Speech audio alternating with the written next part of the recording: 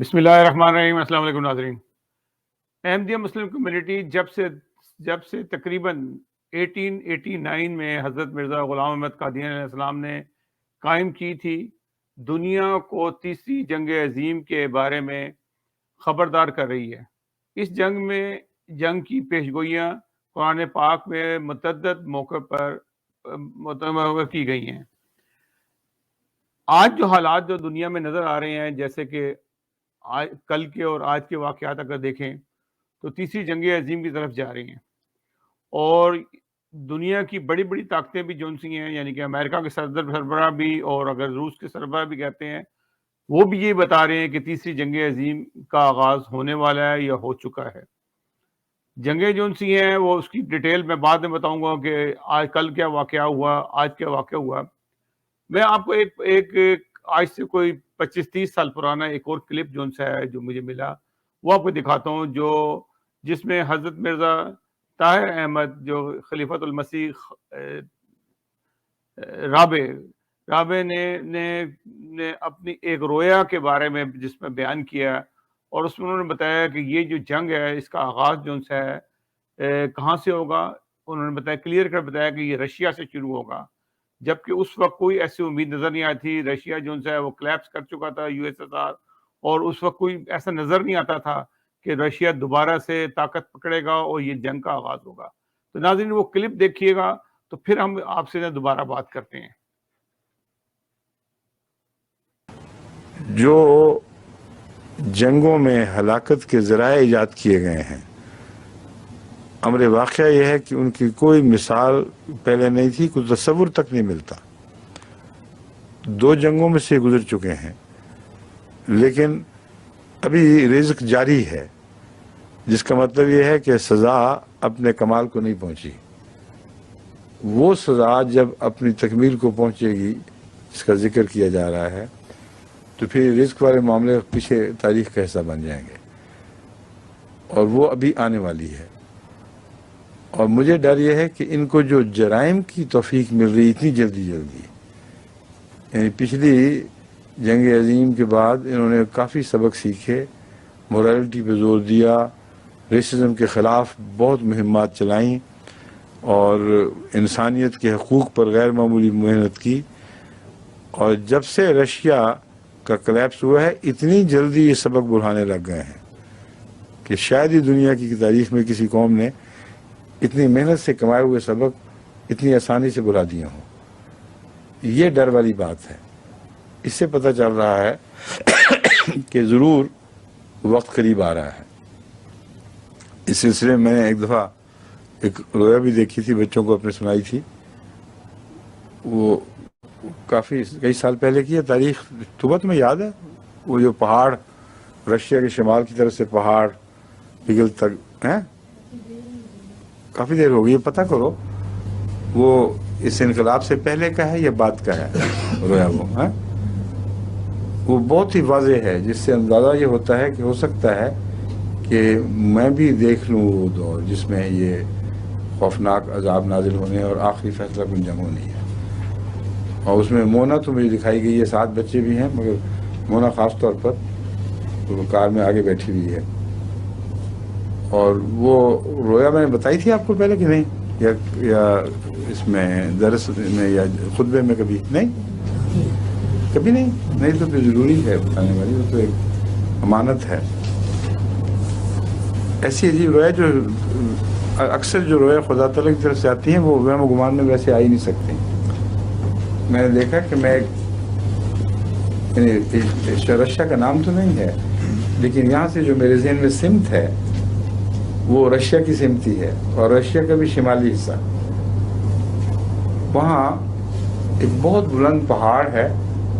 میں وہاں کھڑا ہوں، اور وہ جو ماہرین ہیں زمین کی ساخت کے، جیولوجسٹ، کیسے بنی، آئس ایجز کیسے آئیں، کیسے پگھلیں، ان میں کوئی ایک چوٹی کا ماہر ہے جو مجھ سے سبق لینے کے لیے وہاں میرے ساتھ کھڑا ہے، اور مجھے کہتا ہے کہ مجھ سے پوچھنا چاہتا ہے کہ آئس ایج کس طرح تبدیل ہوتی ہے، اور کس طرح اس کے بعد پھر دوسری عمر آیا کرتی، دوسرا زمانہ آیا کرتا ہے، تو وہاں سب برفیں جمی ہوئی ہیں اور سڑکیں سی بنی ہوئی ہیں اور نالیاں بھی سب جمی ہوئی ہیں.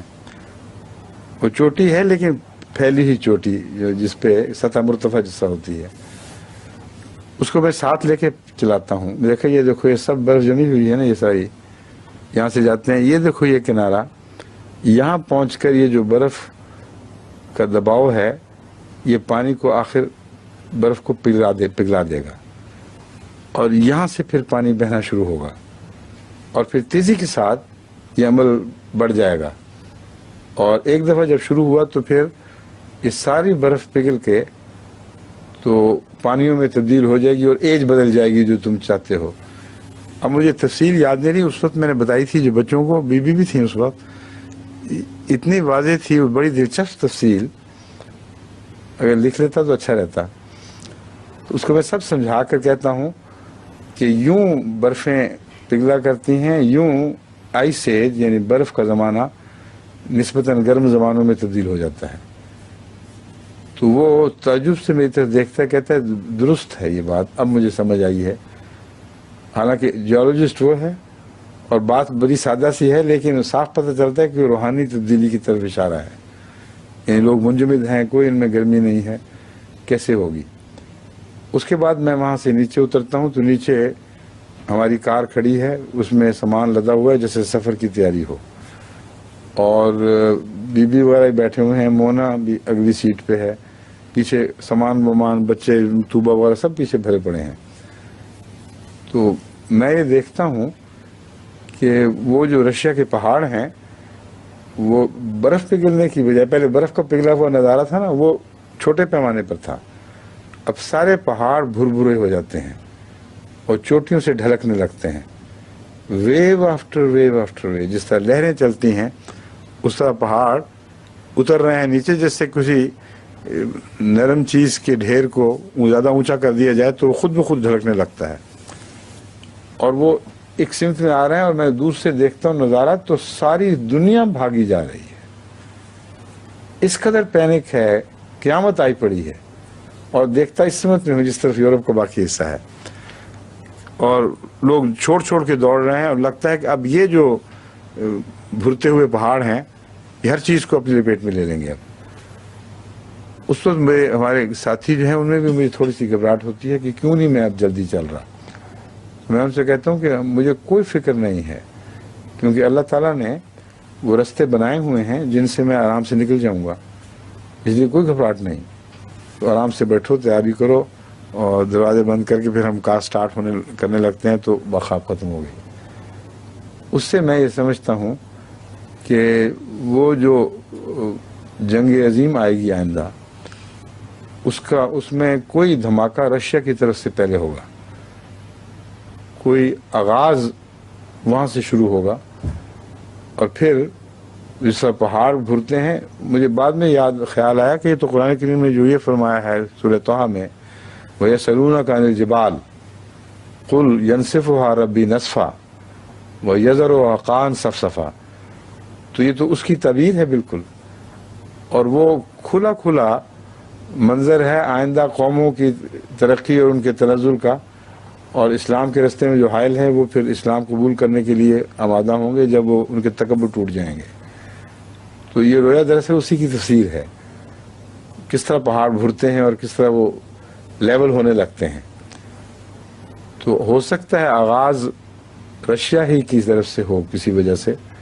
ابھی تک تو دوستیاں ہیں لیکن ظاہری دوستیاں، حقیقی دوستی کوئی نہیں ہے. کوئی ایسا واقعہ ہو جائے، وہاں اندرونی انقلاب آ جائے، سخت گیر لوگ دوبارہ حاکم ہو جائیں، کوئی اور ایسا واقعہ ہو جس کے نتیجے میں پھر وہ دھماکہ ہو جائے. تو یہ احتمالات سب احتمال نہیں بلکہ یقیناً ہونے والی باتیں ہیں جو آئندہ زمانے میں ہوں گے. اب اللہ بہتر جانتا ہے، ہم دیکھیں گے یا بعد میں لوگ آنے والے دیکھیں گے، لیکن انہوں نے مٹنا تو ہے ہی. یہ وہ آیت ہے جو اپنی جگہ اس کی الگ پیشگوئی فرما رہی ہے. وَمَن يَكْفُرْ بَعْدُ مِنْكُمْ، بس جو بعد میں تم میں سے کوئی انکار کرے گا، فَإِنِّي أُعَذِّبُهُ عَذَابَ لَا أُعَذِّبُهُ أَحَدًا مِنَ الْعَالَمِينَ، پھر میں اسے ایسا عذاب دوں گا کہ جب سے زمانہ بنا ہے کبھی کسی اور قوم کو ایسا عذاب نہیں دیا گیا. اور واقعتاً جو ایٹامک وارفیئر ہے، جو جس میں ایٹامک سٹاسفے ہو جاتا ہے، جو ہولوکاسٹ، اس کا تو کوئی جواب ہی نہیں. ویسے تو دنیا نے کوئی چیز دیکھی نہیں، مگر یہ بھی خوشخبری ہے کہ احمدیوں کو اللہ بچا لے گا.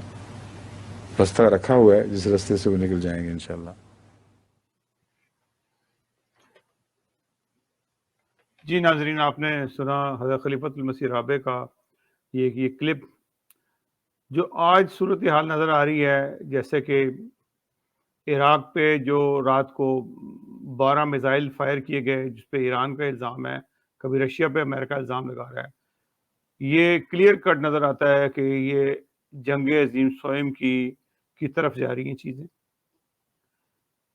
اگلے پروگرام میں ذکر کروں گا جو بھارت سے ایک میزائل پاکستان آیا. وہ میزائل جو ان سے ہے، وہ میزائل خواہ نہیں آیا، وہ ایک پلاننگ کا حصہ تھا جس کو جو ٹیسٹ کیا گیا پاکستان کو. اور اسی قسم کے میزائل جو ان سے ہیں وہ ایران سے گئے ہیں کہ رشیا سے گئے ہیں.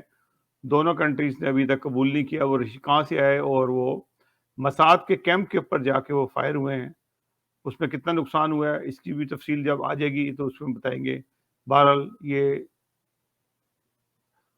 امریکہ کے صدر نے بھی کہہ دیا کہ تیسری جنگ عظیم کا آغاز ہوا ہی چاہتا ہے. ناظرین، اگلے پروگرام تک کے لیے اجازت دیجیے گا. اللہ حافظ. ناصر، آپ سے التماس ہے کہ اس ویڈیو کو زیادہ سے زیادہ شیئر کریں اور چینل کو سبسکرائب کریں. یہ وہ ویڈیوز ہیں جو اس قسم کی جو میسج ہیں آپ کو دنیا میں کہیں سے نہیں ملیں گے، جو پہلے جو قرآن مجید میں بھی بتایا گیا ہیں، اور حضرت مرزا طاہر احمد خلیفۃ المسیح رابع نے جس طریقے سے اپنے رویا کا ذکر کیا اور بتایا کہ یہ تفصیل جو ان سی ہے یہ کہیں اور سے نہیں ملے گی. ناظرین، اگلے پروگرام تک کے لیے اجازت دیجیے گا. اللہ حافظ. ناصر.